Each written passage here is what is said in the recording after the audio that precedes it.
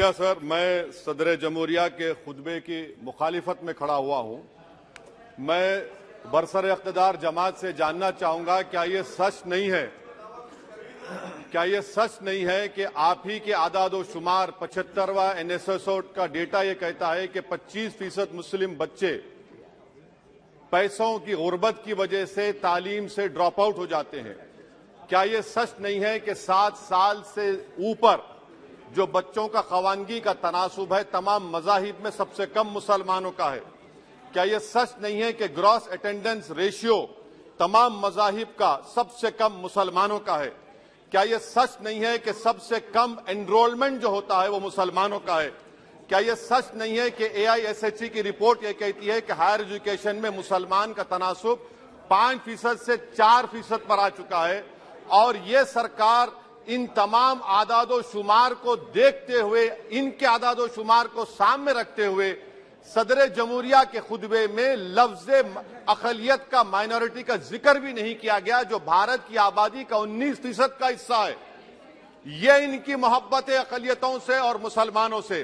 Sir, क्या यह बात सच नहीं है कि आपने माइनॉरिटी के बजट को 40% कम कर दिया, स्कॉलरशिप के पैसों में 560 करोड़ रुपए कम कर दिए? ये आपकी मोहब्बत है जो नफरत की निशानी बनती है। नरेंद्र मोदी की सरकार ये नहीं चाहती कि अक़लियत और मुसलमानों के बच्चे तालीम याफ्ता होकर इस देश को मजबूत करें। वो उनको हमेशा गुर्बत और नाइंसाफी का शिकार बनाकर रखना चाहती है।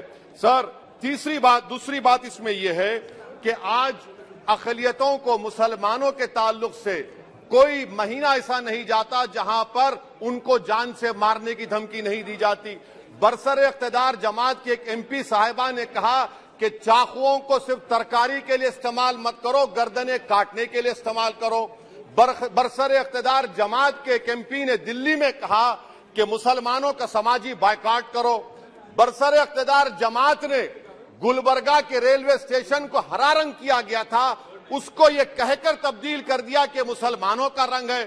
सर, मैं पूछना चाहता हूं, क्या नरेंद्र मोदी की सरकार तिरंगे के हरे रंग को निकाल देंगी? क्या हरा रंग मुसलमानों का है? क्या नरेंद्र मोदी की सरकार खरबूजे पर पाबंदी आयद कर देगी और देश की जनता से कहेगी कि नागपुर में आपके हेड ऑफिस में उगा हुआ सिर्फ संतरा खाया जाएगा? सर, नारी शक्ति की आप बात करते हैं तो बिल्किस बानो अगर मुसलमान नहीं होती तो बिल्किस बानो को इंसाफ मिल जाता। 20 साल से बिल्किस बानो लड़ रही है, मगर उसका नाम बिल्किस बानो है। आप इंसाफ नहीं करना चाहते बिल्किस बानो से। ये नारी शक्ति आपकी है। पसमानदा मुसलमान से आपकी मोहब्बत, दीजिए 1950 के प्रेसिडेंट ऑर्डर तरमीम करिए, दलित मुस्लिम का स्टेटस पसमानदा को दीजिए। आप नहीं देना चाहते। क्या मजहबी आजादी का उनको हक हासिल नहीं है? स्पीकर साहब, मैं मुसलमान हूं, मेरे बगैर ये मुल्क नामुकम्मिल है। मैं इस मुल्क का यरगमाल नहीं हूं, मैं इस मुल्क का कैदी नहीं हूं। मैं पूरे सिटीजनशिप की राइट को चाहता हूं और अभी चाहता हूं। कब आप बिहार के सुरजापुरी और कुल्हिया बादरी को कौमी OBC स्टेटस देंगे? AIMIM के सांसद असदुद्दीन ओवैसी ने मुसलमानों को जो बार बार जान से मारने की धमकी दी जा रही है उस पर एक बड़ा बयान दिया है। असदुद्दीन ओवैसी ने कहा है कि देश में मुस्लिमों के साथ भेदभाव हो रहा है।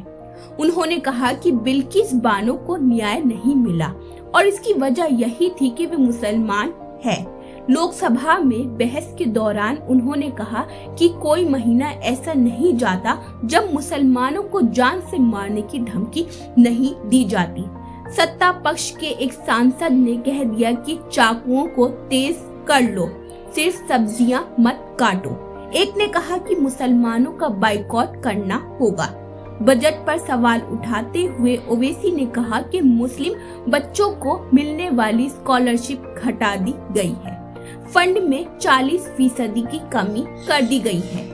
ओवैसी ने कहा कि सरकार का डेटा ही कहता है कि 25% मुस्लिम बच्चे गरीबी के चलते पढ़ाई नहीं कर पाते। उनका एनरोलमेंट सबसे कम है और ड्रॉप आउट सबसे ज्यादा है। इसके बाद भी अल्पसंख्यक कल्याण के लिए सरकार ने बजट घटा दिया है। उन्होंने कहा कि बजट में 19% अल्पसंख्यक का जिक्र तक नहीं किया गया। उन्होंने कहा कि आपने 40% बजट घटा दिया और स्कॉलरशिप के 560 करोड़ रुपए कम कर दिए। ओवैसी ने कहा कि आप नारी शक्ति की बात करते हैं, लेकिन मुसलमानों से भेदभाव न होता तो बिल्किस बानो को न्याय मिल जाता। आप पसमानदा मुस्लिम की बात करते हैं, लेकिन उन्हें दलित का स्टेटस नहीं देते हैं। ओवैसी ने इस दौरान चीन का भी जिक्र किया। उन्होंने कहा कि क्या चीन पर पीएम मोदी एक बात भी बोलेंगे। उन्होंने कहा कि इंदिरा गांधी से सबक लेना चाहिए। वे वफादार न्यायपालिका चाहती थी और ऐसा ही मोदी भी चाहते हैं।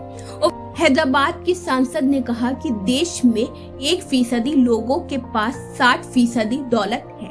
इसकी यही वजह है कि चंद लोगों को ही मौके मिले हैं। ओवैसी ने कहा कि देश की संपत्ति लेकर भागने वाले मुगल नहीं हैं। जिन 48 लोगों की लिस्ट है उनमें कोई भी मुसलमान नहीं है। तो ये थी नाज़रीन AIMIM के सांसद असदुद्दीन ओवैसी के ताल्लुक से अहम खबर। यूसुफ अंसारी की रिपोर्ट, न्यू दिल्ली। अगर आपने अभी तक हमारे चैनल को सब्सक्राइब नहीं किया है तो आज ही हमारे चैनल को सब्सक्राइब कीजिए ताकि आप देश और दुनिया से जुड़ी सभी खबरें देखते रहें। शुक्रिया।